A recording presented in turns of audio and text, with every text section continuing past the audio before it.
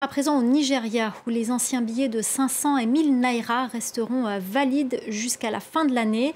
Décision de la Banque centrale qui invalide la directive de remplacer tous les billets de banque du pays par des nouvelles coupures à partir du 10 février. Notre correspondante Chinwe Usundu revient pour nous sur les conséquences de cette mesure, alors que le pays est gravement touché par une pénurie de liquidités. Écoutez. Les transactions financières reviendront progressivement à la normale et les banques ayant commencé à remettre les anciens billets ce mardi matin après que la Banque centrale a eu à provisionner les banques commerciales de nouveau depuis les élections présidentielles. Comme tu es en train de le dire, les nouveaux billets sont devenus de plus en plus rares dans la circulation et avec beaucoup de peine, est-ce que la population réussit à faire des transactions sur les plateformes bancaires.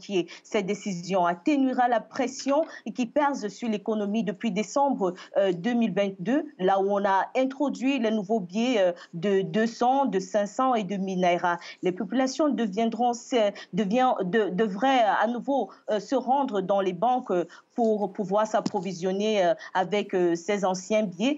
Et la Banque centrale a rencontré, n'est-ce pas, le comité des banquiers et a ordonné que les anciens billets de 200, 500 et 1000 francs Naira continuent à avoir cours légal, aussi bien que les billets redésignés depuis jusqu'au 31 décembre 2023. Par conséquent, toutes les personnes concernées sont invitées à s'aligner à la décision de la Cour suprême. C'est vrai que le président a essayé de se laver les mains et a refusé que le gouvernement fédéral ne s'est pas conformé à l'arrêté de la Cour suprême aussitôt que cette décision a été prise fin de la semaine dernière. Donc, nous espérons que tout revient à la normale d'ici quelques temps ou bien d'ici la fin de la semaine, surtout pour ceux qui sont dans les villes. Mais pour ceux qui sont dans les coins reculés, il va falloir encore beaucoup plus de temps.